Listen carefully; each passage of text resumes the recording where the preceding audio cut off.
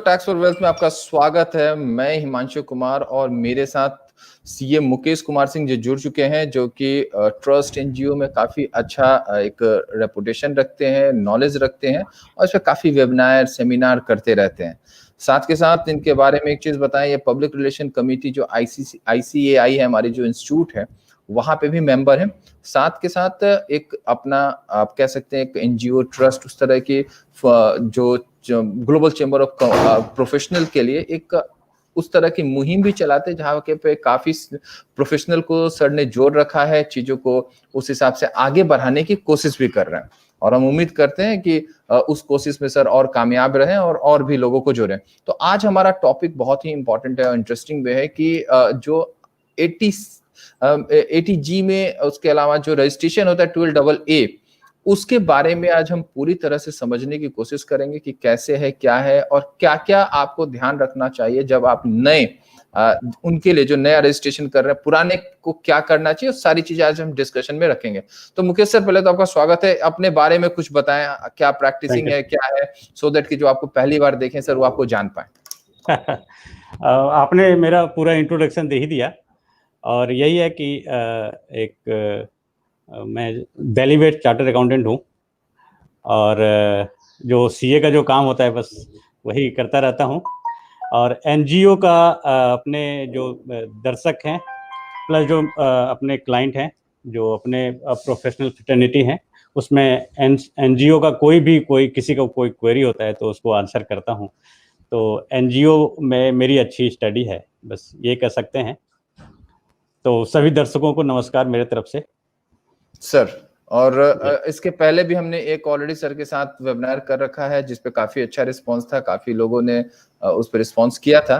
तो आज हम उसी को मुहिम को आगे बढ़ाते हुए सर से बात करने की कोशिश करेंगे, समझने की कोशिश करेंगे। तो सर, सबसे पहले मुझे बताएं, जो नया रजिस्ट्रेशन प्रोसेस है 12AA पहले हुआ करता था, जो 12AB एंड 80G, पहले यहाँ से स्टार्ट करते हैं, फिर आगे बात करेंगे। सर पहले ये क्या है, कैसे है, उसको जरा बताएं आप। मैं आपकी स्क्रीन को भी शेयर कर रहा हूं सर। Yes sir. तो ये 12AA और 80 जो सेक्शन था, ये बेसिकली वैसे इंस्टीट्यूशन को पे एप्लीकेबल था जो चैरिटेबल पर्पस के लिए काम करते थे, जैसे कि ट्रस्ट, सोसाइटी और सेक्शन 8 कंपनी।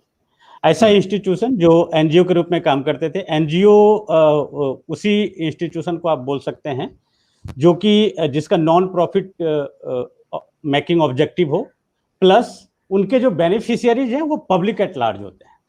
तो कोई ऐसा एनजीओ जो नॉन प्रॉफिट मेकिंग के लिए काम करती है, प्लस उनके जो बेनिफिशियरी हैं वो पब्लिक एट लार्ज हैं, ऐसे एनजीओ वो 12A और 80G सर्टिफिकेट के लिए इनकम टैक्स में अपने आप को रजिस्टर्ड कराती है।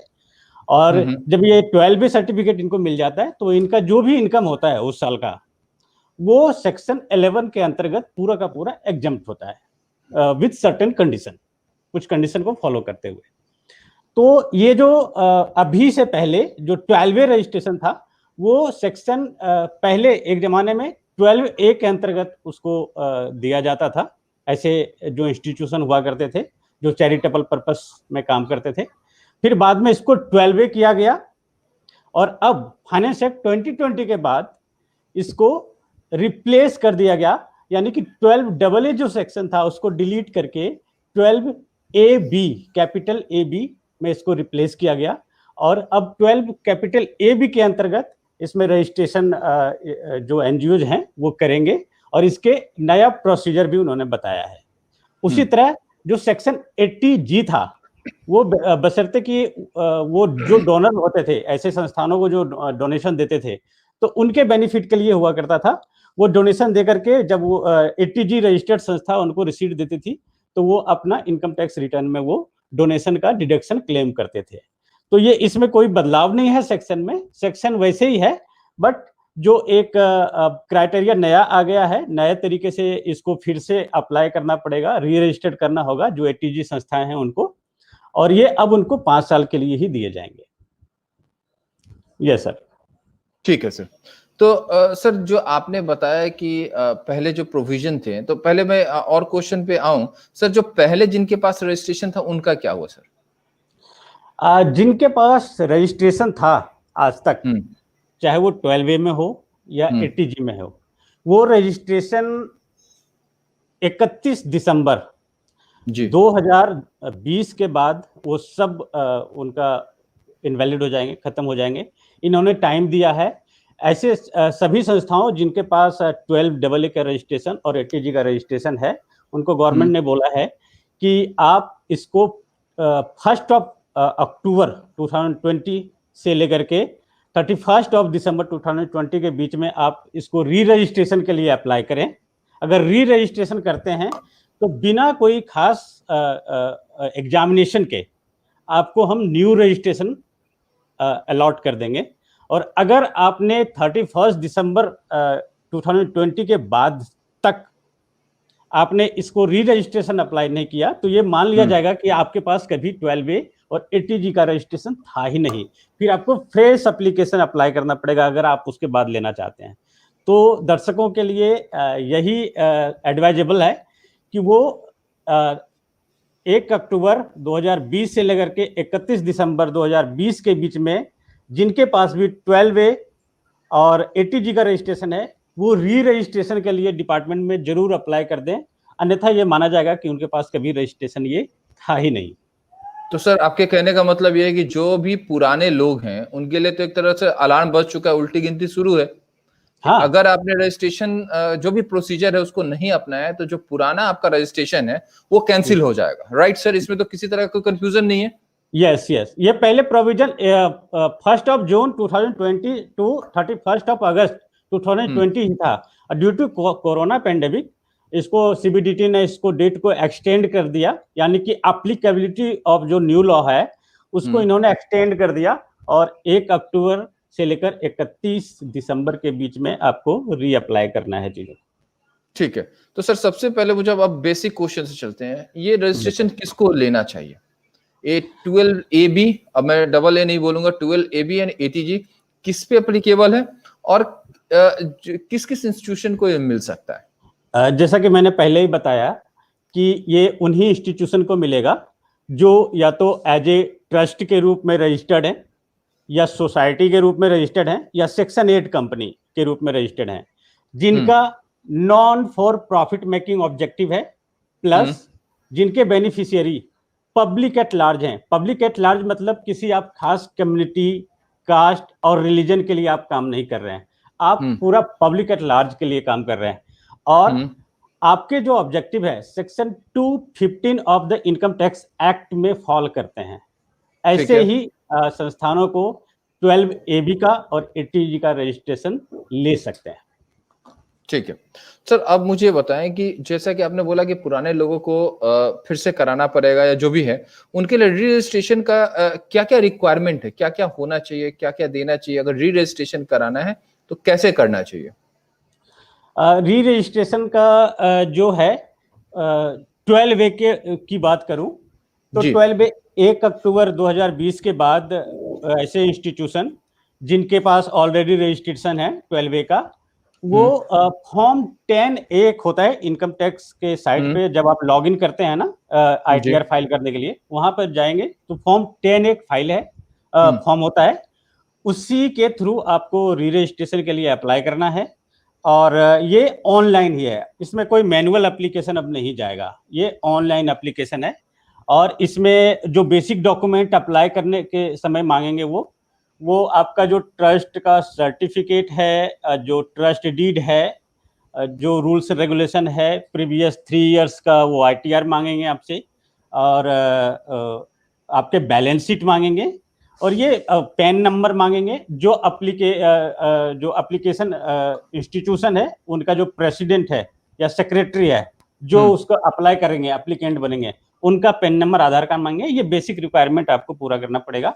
और जब ये अप्लाई हो जाएगा उसके विदिन 3 मंथ आपको ये अलॉट कर देंगे न्यू रजिस्ट्रेशन नंबर।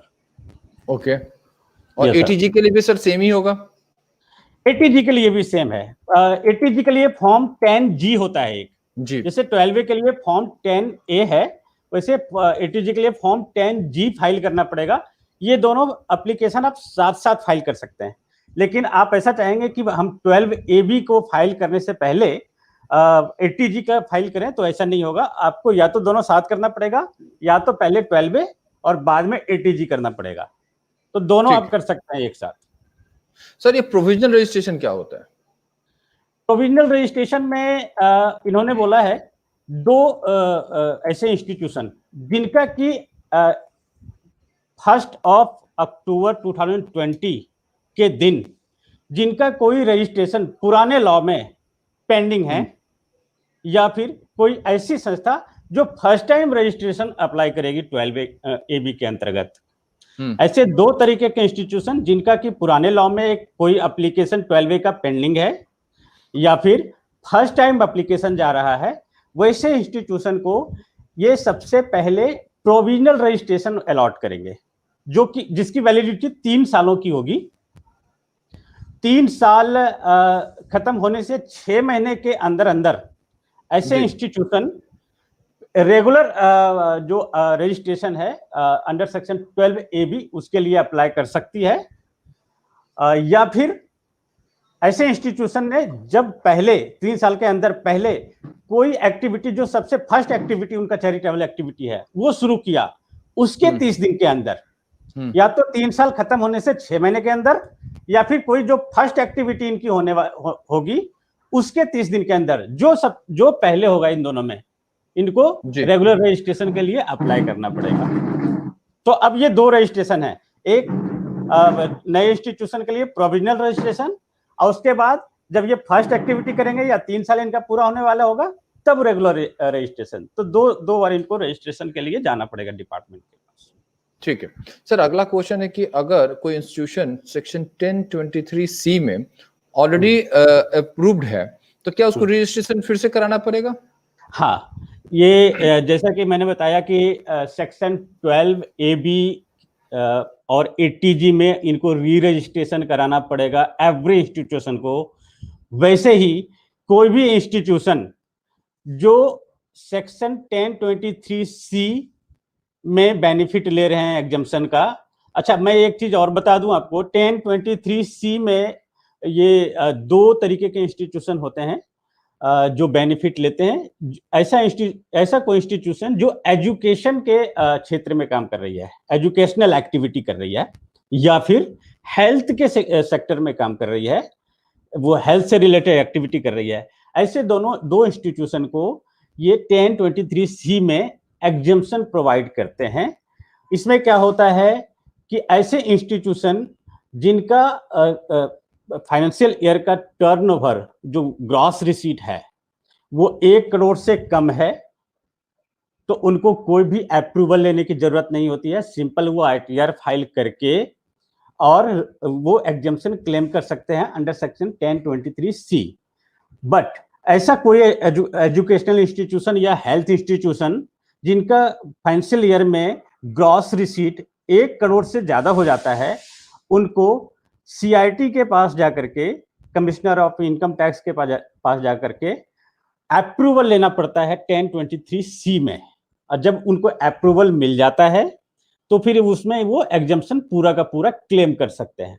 तो ऐसा कोई इंस्टीट्यूशन जो 1023C का बेनिफिट ले रही है, इनको भी अब 1 अक्टूबर 2020 से 31 दिसंबर 2020 के बीच में री रजिस्ट्रेशन के लिए, अप्रूवल के लिए इनको अप्लाई करना पड़ेगा CIT इनकम टैक्स के पास। Yes sir.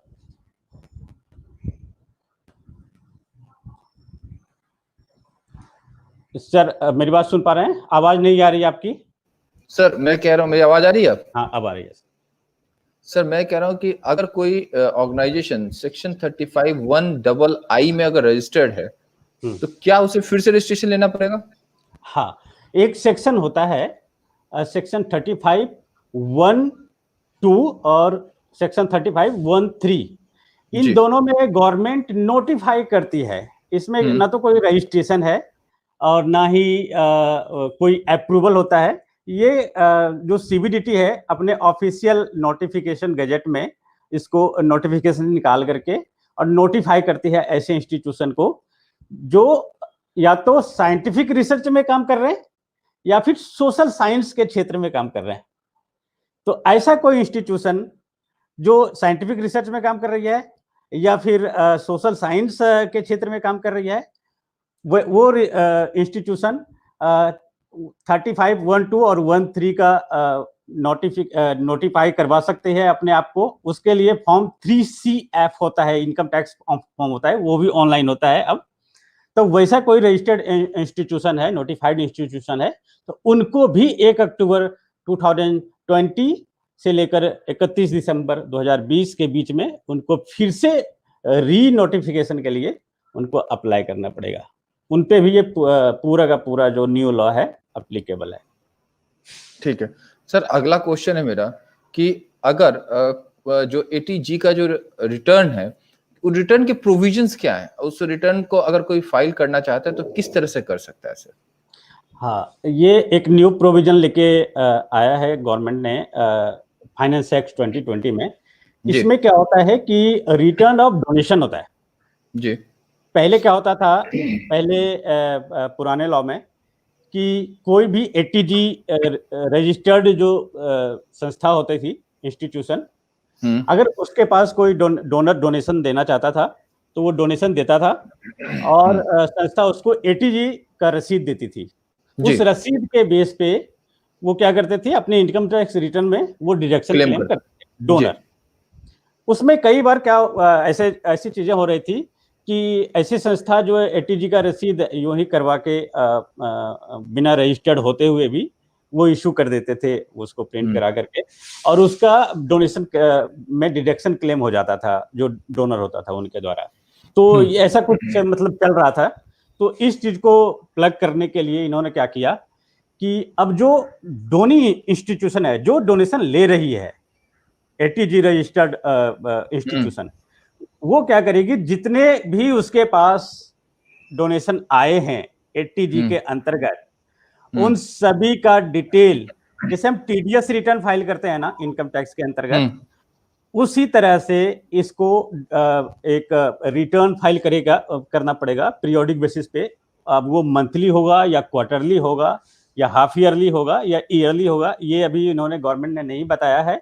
बस जो मेरा मानना है कि वो क्वार्टरली होगा, जैसे TDS का रिटर्न फाइल करते हैं वैसे ही ये रिटर्न होगा, क्वार्टरली फाइल करना पड़ेगा। और जब ये डोनी इंस्टीट्यूशन, मतलब जो डोनेशन ले रही है, वो जब फाइल करेगी तो जब वो इनकम टैक्स, जो डोनर इनकम टैक्स जब अपना फाइल कर रहा होगा तो ऑटो पॉपअप होगा उनके इनकम टैक्स जो रिटर्न का फॉर्म होता है उसमें। तो वो ऑटो पॉपअप जब तक नहीं होगा तब तक वो डिडक्शन क्लेम नहीं कर सकते। यानी कि जो इंस्टीट्यूशन जो रिसीव किया है उसने रिटर्न फाइल किया है, तभी उस डोनर को उसका डिडक्शन मिलेगा, ऐसे नहीं मिलेगा। तो ये एक चेक है जो वेलकम स्टेप है। इससे बहुत सारे जो चीजें ठीक नहीं हो रही थी वो अब ठीक हो जाएंगी। बहुत ट्रस्ट की दुकान भी बंद हो जाएंगे। अभी समझ रहा हूँ क्या कह रहे हैं सर। URN क्या है सर? ये नया जो फंडा है URN का, जो अभी चल रहा है कि यूनिक रजिस्ट्रेशन नंबर सबको लेना पड़ेगा, चाहे वो आप पुराने हो नए हो, उससे कोई मतलब नहीं। ये क्या है सर? एक्चुअली ये ऐसा था कि डिपार्टमेंट के पास जितने भी 12A और ATG रजिस्टर्ड NGO थे, बहुत सालों से ये चला आ रहा है, तो ना तो डिपार्टमेंट के पास कोई इसका प्रॉपर डॉक्यूमेंटेशन था, प्रॉपर इसका एक रजिस्टर था जहां पे सारा डेटा उनके पास हो अवेलेबल, ना तो पुराने NGO के पास ऐसा हुआ करता था। जब भी वो उनके केस स्क्रूटनी वगैरह में लगते थे तो उनसे मांगा जाता था कि आप ATG और 12A का रजिस्ट्रेशन सर्टिफिकेट लेकर के आओ। तो ना तो डिपार्टमेंट के पास ये डेटा अवेलेबल था, ना तो पुराने एनजीओ के पास, वो बोलते थे पता नहीं कहाँ है, बस वो एग्जाम्पशन क्लेम किए जा रहे थे। तो इन सब चीज़ों को देखते हुए जो बहुत प्रॉब्लम आ रही थी, तो डिपार्टमेंट ने ये फाइनेंस मिनिस्ट्री ने ये कानून इस बार 2020 में फाइनेंस एक्ट में लाया और इन्होंने बोला कि एक नेशनल रजिस्टर क्रिएट करेंगे ये all charitable and religious institution का, और उसमें अब ये क्या करेंगे, इसीलिए ये जो इन्होंने बोला है ना कि जितने भी एनजीओ हैं ऑलरेडी रजिस्टर्ड ATG 12A में, सबको री रजिस्ट्रेशन के लिए अप्लाई करना पड़ेगा। तो जैसे ही अप्लाई करेंगे, ये एक डेटाबेस क्रिएट करना शुरू करेंगे, national register of all charitable institution और रिलीजियस इंस्टीट्यूशन के लिए ये एक नेशनल रजिस्टर क्रिएट करेंगे। अब वहां पे ये सब जो रजिस्टर्ड सोसाइटी हैं, एनजीओज हैं, उनका इंफॉर्मेशन ये रखेंगे। उसी पर्पस से, जैसे कि आधार नंबर हम इंडिविजुअल को मिलता है ना, वो आधार नंबर की तरह एक ये electronic generated unique registration number URN सभी इंस्टीट्यूशन को, जो री रजिस्ट्रेशन के लिए जाएंगे उनको भी, और जो फ्रेश रजिस्ट्रेशन के लिए जाएंगे उनको भी, ये सबको अलॉट करेंगे। और फ्यूचर में जो भी कम्युनिकेशन होगा इनका गवर्नमेंट के साथ, वहां पे उस सबको मैंडेटरी करेंगे कि ये जो URN है, यूनिक रजिस्ट्रेशन नंबर, सबको वहां पे मेंशन कीजिए। वो मेंशन करते ही पूरा उसका जो डेटा है और पूरा जो उसका कुंडली है उस इंस्टीट्यूशन का, कौन उससे जुड़े हुए हैं, कैसे क्या है, वो सारा कुछ वहां पे इनका मिल जाएगा गवर्नमेंट को। तो ये इनका मेन पर्पस है, नेशनल रजिस्टर क्रिएट करना। ठीक है सर, टाइमलाइन क्या है नए रजिस्ट्रेशन के लिए, कोई टाइमलाइन है? नए रजिस्ट्रेशन का मैंने बताया कि 1 अक्टूबर 2020 से लेकर के 31 दिसंबर 2020 के बीच में सभी एग्जिस्टिंग जो रजिस्टर्ड इंस्टीट्यूशन है उनको री रजिस्ट्रेशन करना होगा, चाहे वो रजिस्टर हो 12AA में, चाहे वो रजिस्टर्ड हो ATG में, चाहे वो रजिस्टर्ड हो 1023C में अप्रूव्ड, या फिर वो नोटिफाइड हो section 35 of the income tax act में। इन सबों को कराना पड़ेगा। और जब ये री रजिस्ट्रेशन के लिए अप्लाई करेंगे, इनको विदिन 3 मंथ एक न्यू रजिस्ट्रेशन नंबर सबको अलॉट हो जाएगा। न्यू रजिस्ट्रेशन नंबर के साथ साथ एक URN यूनिक रजिस्ट्रेशन नंबर भी सबको अलॉट हो जाएगा, वो आधार नंबर की टाइप से जो मैं बात कर रहा था। और ये एग्जिस्टिंग वाले को अलॉट हो जाएगा। और जब ये एग्जिस्टिंग वाले को जब अलॉट होगा तो ये 5 सालों के लिए उनको मिलेगा। ऐसा नहीं है कि अब पहले परपेचुएट के लिए मिल जाता था, चाहे वो 23C हो, चाहे वो ATG हो, चाहे वो 12A हो, तो ये हमेशा के लिए मिल जाता था। अब ये हमेशा के लिए नहीं मिलेगा, अब ये सिर्फ 5 सालों के लिए मिलेगा, अगले 5 सालों के लिए। और जब अगला 5 साल इनके खत्म होने वाले होंगे, उससे जस्ट 6 महीना पहले इनको फिर से री रजिस्ट्रेशन के लिए इनको अप्लाई करना पड़ेगा, 6 महीने पहले। तो इनको ये चेक लगा दिया गया है, ताकि हर डिपार्टमेंट का जो यहाँ व्यू है वो ये है कि हम रेगुलर बेसिस पे ऐसे इंस्टीट्यूशन के एक्टिविटी को इसी बहाने चेक कर पाए। जब ये री रजिस्ट्रेशन के लिए जाएंगे ना, तो इनका एक एक्सटेंसिव एग्जामिनेशन करेगी रजिस्ट्रेशन, इनके पूरे डॉक्यूमेंटेशन मांगेगी, इनके बैलेंस शीट, ITR, इनके जो एक्टिविटीज हैं उसके फोटोग्राफ, उसके बिल्स, ये सारा कुछ एग्जामिन करने के बाद उनको न्यू रजिस्ट्रेशन ये देगी डिपार्टमेंट। और जहां तक फर्स्ट रजिस्ट्रेशन यानी फ्रेश रजिस्ट्रेशन की बात है, तो फ्रेश रजिस्ट्रेशन वो भी विदिन 3 मंथ्स इनको मिल जाएंगे। प्रोविजनल रजिस्ट्रेशन की जो बात मैं कर रहा था, जो फर्स्ट टाइम जो रजिस्ट्रेशन अप्लाई होगा, वो विदिन 3 मंथ्स मिल जाएंगे इनको। वो 3 मंथ्स मिलने के बाद उनको 3 साल के लिए वो मिलेगा, और 3 साल से 6 महीना पहले उनको रेगुलर के लिए अप्लाई करना पड़ेगा, या फिर जब वो फर्स्ट एक्टिविटी करेंगे उसके 30 दिनों के भीतर रेगुलर के लिए अप्लाई करना पड़ेगा, जो भी दोनों में। सर ये कंप्लायंस थोड़े बढ़ नहीं गए? हाँ, कंप्लायंस बढ़ गए हैं सर, लेकिन अभी देखिए क्या है कि जो गवर्नमेंट जो भी काम करती है वो तो मतलब सोसाइटी के लिए करती है, जो भी पैसा पहुंचाना चाहती है। लेकिन वो जो सिस्टम है गवर्नमेंट का, वहाँ पे क्या है कि वो जैसे बातें भी होती है टीवी चैनल्स में, या गवर्नमेंट के ऑफिशियल्स भी, राजीव गांधी जी ने भी बोला था कि हम पैसा 1 रुपया भेजते हैं, पहुंचता 15 पैसे हैं लोग जो बेनिफिशियरी हैं उसके पास। तो ये चीजें अब तो बहुत कम हो गया, अब वो डिजिटल माध्यम से लोगों के पास जाने लगे डायरेक्ट। लेकिन फिर भी कहीं ना कहीं दिक्कत है, गवर्नमेंट सब जगह पहुंच नहीं पा रही है, क्योंकि 130-35 करोड़ की जनसंख्या है। लेकिन मुकेश सर मैं इसमें थोड़ा सा, ठीक है, बहुत अच्छी पहल की गई है, मैं जो आप कह रहे हैं, और हम लोग एज ए प्रोफेशनल तो हमें पता भी था, लेकिन जो छोटी छोटी सर एनजीओ में बहुत ऐसे छोटे छोटे लोग हैं, छोटी छोटी एनजीओज हैं जिनके पास रनिंग कॉस्ट भी बहुत छोटे लेवल पे है। बहुत तो ऐसे भी मैं जानता हूं जिनको, जो लोग मतलब ऐसे ही अपने फंडिंग से, दोस्तों यारों की फंडिंग से काम कर रहे हैं, उनके लिए सर ये कंप्लायंस एक तरह का बर्डन और कॉस्ट नहीं हो जाएगा? सर ये डेफिनेटली उनके लिए बर्डन है, लेकिन वो वैसे एनजीओ जो कि मतलब एटीजी 12A का बेनिफिट लिए जा रही थी और उनका काम सोशल एक्टिविटीज कम होता था और दूसरे तरीके से वो एक्टिविटीज ज्यादा कर रहे थे और एग्जाम्पल लिए जा रहे थे। मनोज सर, मैं एग्री हूं कि वो नंबर बहुत बड़ा है, बहुत बड़ा है, मैं उस डिबेट में नहीं जा, लेकिन कहते नहीं सर कि शरीफ आदमी वो उसमें पिस जाएगा। हाँ देखिए, अभी तो सिस्टम यही गवर्नमेंट ने बनाया है, इसमें जो जो छोटे एनजीओज हैं उनको थोड़ा सा कॉस्ट तो लगेगा, बट क्योंकि उनको सर अगर आपको या तो उसको हमारे पास या आपके पास किसी के पास तो जाना ही पड़ेगा। जाना ही पड़ेगा पहले सर, वो पहले क्या था सर, साल में एक रिटर्न जाता था उनका। यस, जीएसटी एग्जम्प्टेड थी। यस, टीडीएस के अगर थोड़े इश्यूज रहे तो हो सकता है कि ये टीडीएस के इश्यूज रहते थे, नो डाउट, लेकिन यस, टीडीएस ऐसा है कि अगर आप उस तरह के पेमेंट कर रहे हैं, अगर उसको अवॉइड कर रहे हैं तो आपको टीडीएस का भी एप्लीकेबिलिटी नहीं है। लेकिन ये तो सर एक तरह का मैंडेटरी कंपल्शन है कि अगर आप कंपल्सन है सर, यस। डोनेशन ले रहे हैं तो आप दीजिए, प्लस आप अब जो आपका जो टेन्योर है 3 साल के लिए, यानी एक तरह से आप प्रोफेशनल ग्रिप में हमेशा रहेंगे, मैं उसकी बात कर रहा हूँ। नहीं, जहां तक ये देखिए, गवर्नमेंट तो यही चाह रही है कि जो ये ऑटोमेशन कर रही है, ऑनलाइन सारा कुछ करा रही है, तो गवर्नमेंट चाहती है कि लोग अपने आप कर लेंगे, लेकिन ये अपने आप होगा नहीं, प्रैक्टिकली ये संभव नहीं है। ITR 1 इतना उनको सिंपल है तो हो ही नहीं पाता है, ये तो सर तो ये प्रोफेशनल के पास जाना ही पड़ेगा। तो ये छोटे प्लेयर हैं उनको तो हाँ, कॉस्ट उनका बढ़ेगा जरूर, लेकिन ये गवर्नमेंट जो ट्रांसपेरेंट तरीके से काम करना चाह रही है, तो गवर्नमेंट अपना ये पर्पस यही देख रही है, तो ये ऐसे छोटे प्लेयर को थोड़ा सा दिक्कत तो होना ही है इसमें। Yes sir. नहीं सर, वो तो ठीक है, हर मतलब चीजें जिस हिसाब से, मैं उस बात पे नहीं, हमारा काम है कि सर वो पॉइंट एक बात करना जो कि कहीं ना कहीं जो एक छोटे हैं या जो जेन्युइन काम करना चाहते हैं उनके लिए हसल्स और उनके लिए प्रॉब्लम मुझे लगता है कि बढ़ गया। वो पहले साल में मुझे एक बार शायद कॉल करता था, हर क्वार्टर में मुझे उसको कॉल करके बताना पड़ेगा कि सर ये भी काम है, क्योंकि सर इसमें बहुत ऐसे लोग हैं जो कि कम पढ़े लिखे हैं और एक अच्छा काम भी कर रहे हैं। ऐसे नहीं है कि सब एक ही तरह के एक ही रंग में रंगे हुए लोग हैं, फिर भी एक अच्छा वेलकम मूव है कि कम से कम उसी बहाने दूसरे तरीके से देखें तो ये अगर प्रोफेशनल के टच में रहते हैं तो प्रोफेशनल उनको एडवाइस भी करते हैं, उनके बेनिफिट के लिए भी बहुत सारे एडवाइस उनको मिलता रहेगा।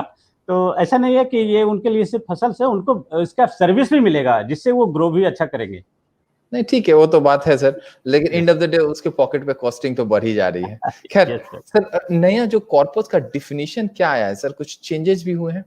कॉर्पस डोनेशन में एक छोटा सा चेंजेस है।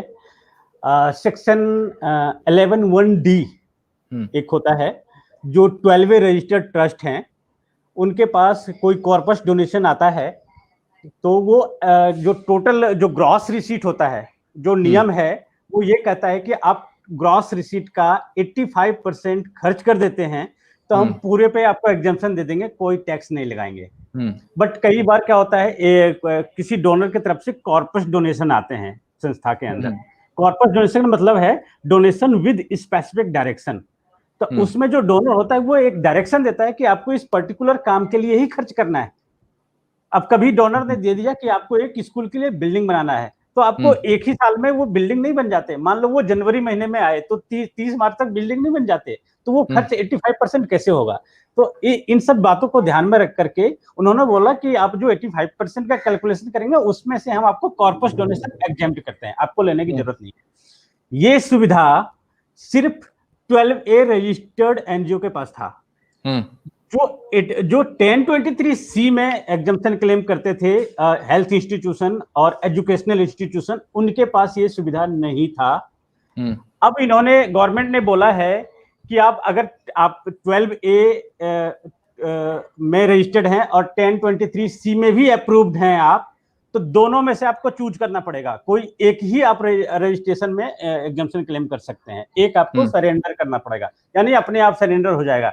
जैसे ही आप 1 अक्टूबर के बाद 12वें रजिस्टर्ड को रिन्यू कराने जाएंगे तो 1023 अपने आप वो हो जाएगा। अगर आप दोनों का रिन्यू कराने जाएंगे तो आपको एक लेटर आ जाएगा और वो पूछेंगे कि आप इसमें से 1023 रखना चाहते हैं या 12, तो आपको एक फॉरगो करना पड़ेगा। तो 1023C वाला जो इंस्टीट्यूशन था उनको ये कॉर्पस डोनेशन का बेनिफिट नहीं मिलता था। अब वो उन्होंने जब डिपार्टमेंट के पास रिप्रेजेंटेशन दिया कि अगर हम 1023C को ऑप्शन चूज करते हैं तो हमारे वो कॉर्पस डोनेशन वाला ऑप्शन नहीं है हमारे पास, तो हमें बहुत सारे केस में हमें लॉस हो जाएगा। तो इस बार उन्होंने बोला है कि 1023C में अप्रूव्ड एनजीओ को भी कॉर्पस डोनेशन का एग्जम्पशन का बेनिफिट दे दिया है। तो यही एक चेंज है। Yes sir. ठीक है सर। अब एक लास्ट क्वेश्चन है लेट फी को लेकर सर, कि सेक्शन 234G एंड 271K ये क्या है सर? इसमें वही है जो मैंने बोला कि रिटर्न ऑफ डोनेशंस जो क्वार्टरली जो फाइल करना मतलब है। आप फिर से बता रहे हैं कि फिर से पैसे आप भरने पड़ेंगे एक्स्ट्रा, लेट हो गए सर। यस यस, एक यहाँ पे उनका और भी मतलब एक बर्डन आ गया है। और जो क्वार्टरली रिटर्न जो मैंने बोला था टीडीएस टाइप का रिटर्न भरना पड़ेगा डोनेशन का क्वार्टर बेसिस पे, तो ये आपको फाइल करने पड़ेंगे। और जो डेट ये बताएंगे कि मतलब क्वार्टर एंडिंग का 1 महीने का वो डेट देंगे फाइल करने का। अगर उस डेट को आप फाइल नहीं कर पाते हैं ड्यू डेट को इस रिटर्न को, तो उस दिन के बाद से आपके 200 रुपया पर डे ये लेट फीस लगाएंगे अंडर सेक्शन 234 में। और ये न्यू सेक्शन इन्होंने इंट्रोड्यूस किया है। वो जैसे टीडीएस रिटर्न में भी ये लेट फीस लगाते हैं 200 रुपया पर डे, वहाँ वैसे यहाँ भी लगाएंगे। मतलब आप केवल बुरी खबर दे रहे हैं सर। और इसमें इन्होंने एक पेनल्टी भी इम्पोज कर दिया है, सेक्शन 271K, ये भी एक न्यू सेक्शन इंसर्ट किया है इन्होंने। उसमें 10,000 से लेकर के 1 लाख तक का ये पेनल्टी भी लगा सकते हैं। सर अगर किसी ने 500 का डोनेशन लिया, सर किसी ने अगर 500 रुपए का मात्र डोनेशन लिया, लेट्स अज्यूम, और वो बंदा बेचारा गलती से रिटर्न फाइल नहीं किया, तो सर वो तो मतलब अपनी क्या क्या बेच के वो लाख रुपए की पेनल्टी देगा। वो अगर कंप्लाई नहीं करता है प्रोविजन का तो पेनल्टी देगा, अगर कंप्लाई करता है तो पेनल्टी नहीं देने पड़ेंगे। मतलब मैं उनके लिए बताऊं कि अगर भूलने वाले हैं आप तो आप डोनेशन ना ही लेना, तो जितना डोनेशन लेंगे नहीं उससे ज्यादा आप गवर्नमेंट को शायद देना पड़ जाए। क्या सर यही कहना चाहते हैं आप? नहीं ऐसा नहीं है, डोनेशन जरूर लीजिए, लेकिन वो प्रोविजन जो इम्पोज कर दिया गया है उसको कंप्लाई भी कीजिए। तो ओवरऑल आप कह रहे हैं कि कंप्लायंसेस काफी स्ट्रिक्ट भी हो गए हैं और पहले से बढ़ भी गए सर। जो प्रेजेंट रिजीम है, जो गवर्नमेंट है, उसमें कंप्लायंसेस को वो ट्रांसपेरेंट करने के चक्कर में कंप्लायंस ये हर जगह इन्होंने बढ़ाया है। और कहीं कहीं ये लोगों के लिए है दुखद, बट कहीं कहीं ये ठीक भी है, इससे ट्रांसपेरेंसी आ रही है सिस्टम में। तो दोनों तरीके से इस चीज को देख सकते हैं आप। चलिए, इसके अलावा सर कोई और पॉइंट जो कि हमारा छूट रहा हो मुकेश सर, या हमने सारे पॉइंट कवर कर लिए? इसके अलावा जो भी फाइनेंस एक्ट 2020 में जो भी प्रोविजन जो न्यू अमेंडमेंट एनजीओ से रिलेटेड आए थे, उन सबों को हमने लगभग कवर कर लिया है। बाकी अगर लोगों को कोई और इसके रिगार्डिंग क्वेरी हो तो वो अपना ईमेल आईडी बता दें सर, एक बार आप ईमेल आईडी अपना बता दें, सो दैट कि जो भी देख रहे हैं वो अगर उनको कोई क्वेरी हो तो आपसे कनेक्ट हो पाए। अपनी ईमेल आईडी को एक बार बता दें सर। मैं चाहूंगा कि आप अपना ईमेल आईडी बता दें, वो ज्यादा अच्छा रहेगा। या फिर हम ऑलरेडी अगर आप नीचे देखें तो हमारा ईमेल आईडी चल रहा है, taxforwealth@gmail.com पे आप हमें भेज सकते हैं। बाकी कोई जरूरत है तो हम आपको किसी तरह की एडवाइजरी भी चाहिए तो आप मुकेश सर से हम आपको कनेक्ट कर देंगे। आपको एनजीओ में किसी तरह की मदद चाहिए, रजिस्ट्रेशन चाहिए, या कोई इश्यूज फेस कर रहे हैं तो मुकेश सर अगर आप दिल्ली एनसीआर में तो आपकी मदद भी कर सकते हैं, प्रोफेशनली मदद कर सकते हैं। बाकी अगर आपको थोड़ी बहुत कुछ एडवाइस चाहिए तो आप मेल डालें, हम मेल पर रिप्लाई कर देंगे, सो दैट कि आपको एक अच्छा और गाइडेंस। मैं तो यही कहना चाहूंगा सर, कोई भी क्वेरी हो वो या तो वो आपको लिखें या फिर मेरे फेसबुक पेज पे जो लोग देख रहे होंगे वहाँ कमेंट बॉक्स में लिख दें, मैं विदिन 1 डे उनको रिप्लाई कर दूंगा, कोई दिक्कत नहीं है। चलिए, ये भी एक सर की कमिटमेंट है कि अगर आप वहां पे देख रहे हैं तो आप 1 डे में रिप्लाई पा लेंगे और आपको जो भी जरूरत है वो रिप्लाई आपको एक अप्रोप्रिएट प्रोफेशनल एडवाइस भी आपको मिल जाएगी, वो भी फ्री ऑफ कॉस्ट। तो अगर आपको जरूरत है तो जरूर मुकेश सर से बात करें और वहां पे फेसबुक पे जाके मुकेश सर को आप पिंग कर सकते हैं। तो मुकेश सर जिनके पास मेरा कांटेक्ट नंबर है ऑलरेडी, मैं कांटेक्ट नंबर शेयर नहीं करूंगा, आप मेरे फेसबुक पे जाकर के मैसेज में भी डाल सकते हैं क्वेरी। जिनके पास है ऑलरेडी वो मुझे व्हाट्सएप कर सकते हैं, मैं उनको विद इन 1 डे उनको रिप्लाई करूंगा। चलिए ग्रेट। तो सर आपने हमारे लिए समय निकाला, उसके लिए बहुत बहुत धन्यवाद। थैंक यू सर, और थैंक्स लॉट। और आगे भी हम इस एनजीओ पे काम करते रहेंगे। तब तक के लिए धन्यवाद। Thank you.